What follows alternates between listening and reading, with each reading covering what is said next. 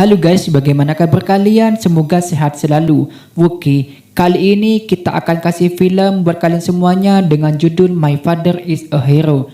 Film ini bercerita tentang seorang agen rahasia handal yang memiliki keluarga kecil bahagia. Kemudian cerita menjadi seru saat suku putranya yang ahli bela diri tak sengaja masuk ke dalam kehidupan gangster yang sangat berbahaya. Wah, kira-kira bagaimana ya kisahnya? Saksikan sampai habis, tapi sebelumnya saya sarankan bagi Anda untuk menekan tombol subscribe-nya dan aktifkan loncengnya agar tidak ketinggalan video terbaru dari saya.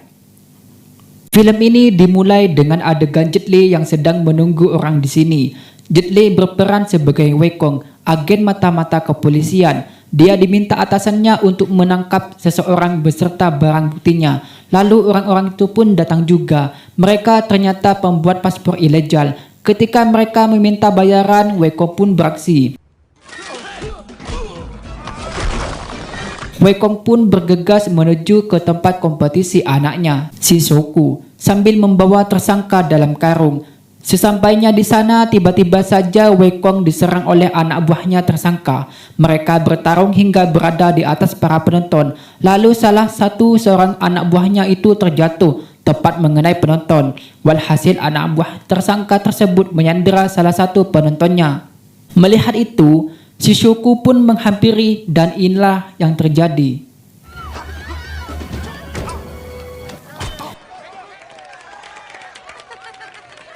Esokan paginya kita diperlihatkan bagaimana rutinitas Wei Kong dan Shoku mengajari mulai dari gosok gigi dan juga pernapasan.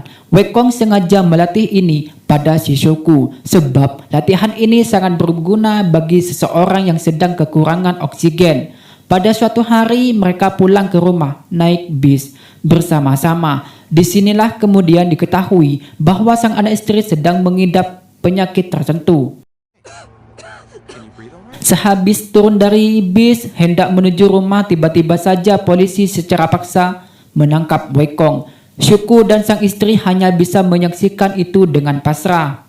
Adegan beralih ke sebuah penjara. Polisi terlihat sedang menyeret seorang pengedar heroin bernama Darky. Lalu ia dimasukkan ke dalam sel. Di lain ruang, Pak Komisaris ingin Wei Kong kabur bersama Darky malam ini. Para polisi akan membiarkannya. Komisaris meminta Wei Kong untuk membuntutinya Darky ke Hong Kong hingga bertemu bosnya. Pada tengah malamnya, mereka berdua kabur dari penjara tanpa hambatan yang berarti. Wei Kong menyempatkan mampir ke rumah sebentar.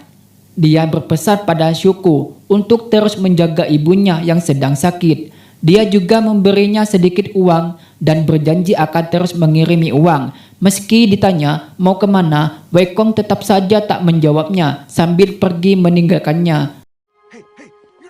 Singkat cerita, sampailah Wei Kong ke tempatnya Pok Wong, bosnya Darky di Hong Kong. Di sana Pok Wong bertanya pada anak buahnya bagaimana cara membeli sebuah bom canggih dari orang asing tanpa harus mengeluarkan uang sepeser pun. Darky usul agar merampok bank saja. Lalu uang hasil rampoknya dipakai untuk membeli bom. Mendengar itu, bos Pok Wong langsung mengejarnya. Karena itu adalah ide yang buruk dan pada akhirnya Wei Kong pun memberikan usul. Dia meminta bos Pok Wong untuk membeli bom itu secara normal. Lalu saat uang dan barang sudah diterima oleh orang-orang asing itu, maka Wei Kong dan kawan-kawan muncul untuk merampok uang itu. Si bos setuju dan di malam itu juga mereka semua menuju ke TKP untuk survei lokasi serta menyusun rencananya. Pok Won pun menuju TKP untuk bertransaksi. Dia bertemu orang-orang asing itu di lantai atas dan menyerahkan uangnya. Setelah terbayar lunas, Darky bertugas untuk mengecek keasliannya bomnya dan membawanya pulang. Transaksi pun berjalan mulus. Pok Wong menyuruh Wei Kong dan kawan-kawan untuk beraksi. Sebelum beraksi, ternyata ada seseorang yang sempat memotret mereka. Lalu berangkatlah mereka menuju ke TKP. Disitulah perebutan koper uang pun terjadi. Di sini, Wei Kong sempat sukses merebut kopernya, tapi karena dikepung, Wei Kong langsung menunjukkan badannya yang telah dipasangi bom. Karena takut meledak, Para orang asing itu pun membuang senjatanya. Namun, semua jadi kacau saat ada polisi yang menembaki Wei Kong. Untungnya Wei Kong keburu membuang bom tersebut ke atas dan para bule pun sudah berani lagi memakai pistol itu. Lalu aksi baku tembak yang seru terjadi lagi. Wei Kong beraksi mengambil kopernya. Sementara itu, Wei Kong menyandera salah satu dari orang asing itu agar teman-temannya bisa kabur dengan tenang. Lalu tiba-tiba saja sebuah mobil datang ke arah Wei Kong. Ternyata itu adalah polisi yang bernama Fong. Wei Kong menawarkan dirinya saja yang disandera dan meminta agar melepaskannya teman-temannya itu. Lantas Fong menerimanya. Di lain lokasi, di sekolahan, Shuku mendapatkan telepon dari ayahnya. Wei Kong bertanya kabarnya dan ibunya. Wei Kong meminta Shuku untuk mencatat nomor pagernya dan Wei Kong juga meminta Shuku tak bilang kepada siapa-siapa tentang obrolan ini. Usai menelpon, Shuku melihat sahabatnya sudah lemah di pelonco anak-anak lainnya dan lalu terjadilah perkelahian. Shuku meminta pada pimpinannya agar tak mengganggunya lagi. Di waktu pulang sekolah, Fong membuntuti Shuku agar mendapatkan info tentang Wei Kong.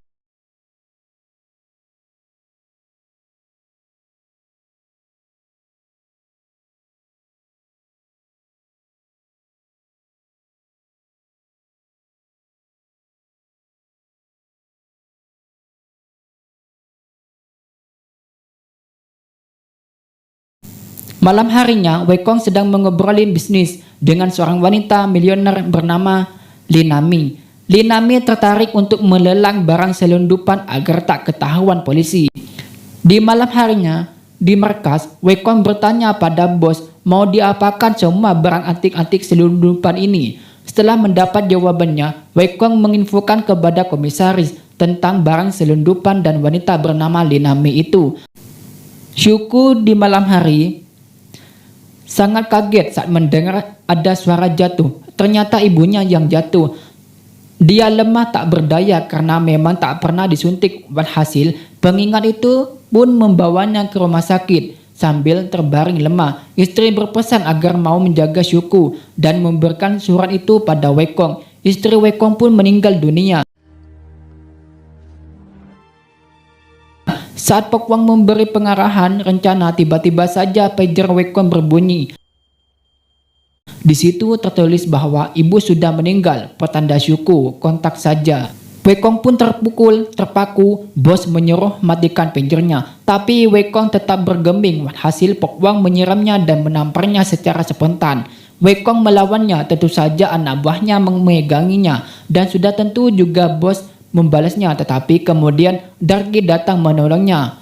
Pada saat itu, Fong berjanji akan mengantarkan Shuku ke Hong Kong pada ayahnya. Esokan harinya tibalah mereka di pelabuhan, sengaja menggunakan perahu agar bisa menyelundupkan Shuku. Saat ditanya apakah Shuku anak buahnya Wei Kong, Shuku pun menjawab dengan tegas bahwa ibunya adalah Liha dan ayahnya adalah Wei Kong. Ucapan itu terdengar oleh anak buah kapal lain yang juga anak buahnya Pok Wong. Alhasil ia pun menelpon Pok Wong. Pok Wong mendengar info itu semua. Pok Wong menyuruh mereka untuk membunuhnya. Setelah mendapat perintah, mereka pun menyerang Fong.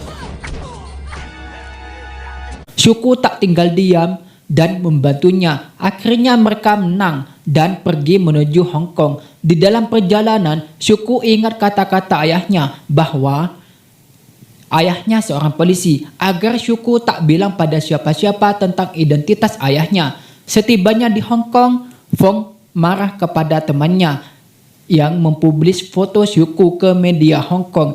Berita itu sampai ke telinga Pok Wang. Sementara itu, Shuku yang berada di rumah Fong melihat berita dirinya ada di TV. Shuku merasa dikhianati oleh Fong. Lantas, Shuku pun kabur keluar rumah di waktu yang sama.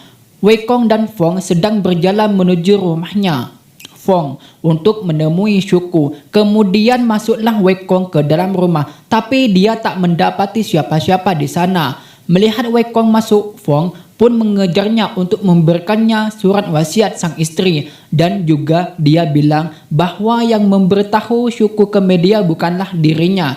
Karena merasa ada yang datang, Wei Kong langsung kabur keluar rumah. Di tengah perjalanan, Wei Kong membaca surat istrinya agar menjaga Shuku baik-baik dan percaya pada Fong Yat karena Fong Yat adalah orang baik. Di sisi lain, Shuku yang luntang-lantung di jalanan tiba-tiba dijemput oleh Pok Wong. Dia ingin mengantarnya pada Wei Kong. Setibanya di markas, Wei Kong kaget melihat anaknya. Si bos bertanya, apakah Shuku ini adalah anaknya? Wei Kong menjawab bahwa dia bukan anaknya. Seketika itu juga si bos membenturkan kepalanya Shuku ke meja. Wei Kong pun mencegah Darky yang ingin menolongnya. Saat itu si bos hendak menghajarnya lagi. Wei Kong langsung merebutnya dan mencekiknya hingga terpejam.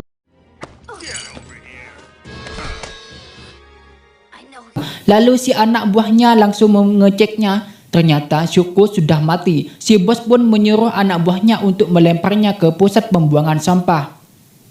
Setelah itu, Wei Kong dan bos pergi ke tempat hiburan malam itu. Wei Kong sempat mengabari Fong Yat untuk mengambil Shuku di tempat sampah. Sepulangnya dari sana, Wei Kong beralasan sedang mabuk dan tak ikut mobil bosnya.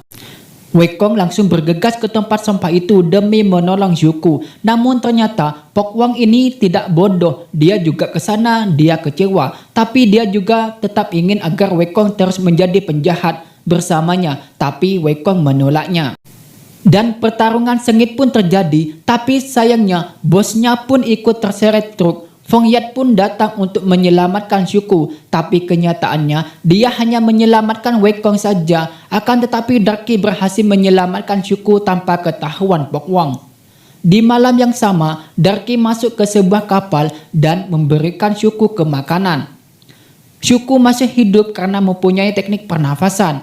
Keesokan paginya, Darky panik saat melihat di luar sana ada Pok Wong dan anak buahnya. Walhasil, dia pun menyuruh Shuku bersembunyi dulu di bawah air. Pok Wong yang bertanya keberadaan Shuku sambil menghajar Darky. Tapi kali ini Darky melawannya. Dia tak mau lagi dijadikan peliharaannya dan ingin melindungi Shuku apapun yang akan terjadi. Lantas, Pok Wong pun menembak dadanya dan meninggalkannya. Darky yang masuk ke dalam air sambil berdarah. Shuku pun membantunya naik ke kapal lagi. Darky yang sekarat menyuruh Shuku untuk memberikan undangan lelang ini pada ayahnya. Darky juga memberikannya telepon genggam ini. Lalu Darky meninggal.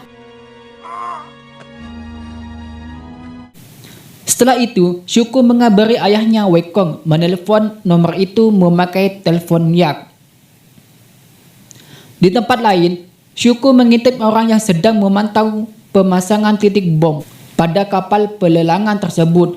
Pok Wong usai pergi dari sana, Shuku pun melancarkannya aksinya. Lepas itu, Shuku menonton Wei Kong menemukan bom itu melalui pager. Di tengah penjinakan bom, mendadak baterai Shuku habis. Padahal masih ada satu lagi yang tersisa. Sementara itu, sesaat lelang baru saja dibuka, Pok Wong langsung mengancam semua orang bahwa dia telah memasang bom di kapal ini dan meminta semua orang dari para lelang itu menyerahkan uangnya.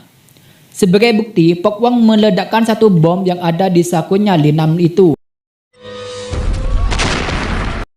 Lantas semua orang pun panik saat anak buahnya Pok Wong datang untuk memukul para pebisnis ini. Wei Kong pun bereaksi. Wei Kong bilang bahwa semua bom telah dimatikan dan benar saja tak ada bom yang meledak saat Pok Wong menekan tombolnya.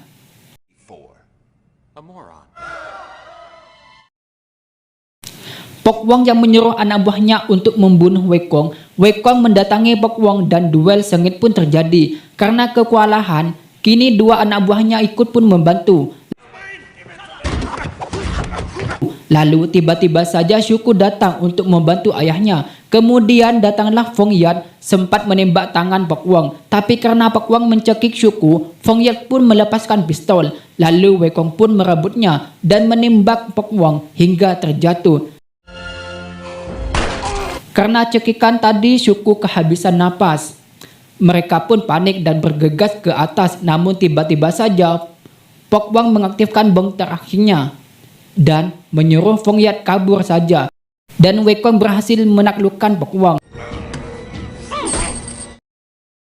Akhirnya Wei Kong bisa kabur juga sebelum bom meledak.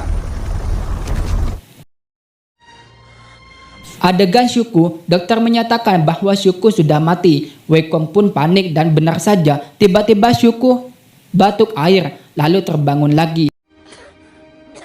Melihat itu, Fong Yat dan Wei Kong pun kegirangan, lalu mereka pun jadi salah tingkah. Dan film ini selesai. Oke, terima kasih, sampai jumpa. Dan jika kalian suka dengan video saya, mohon di subscribe dan jangan lupa aktifkan tombol loncengnya agar tidak ketinggalan video terbaru dari saya. Dan cerita pun selesai.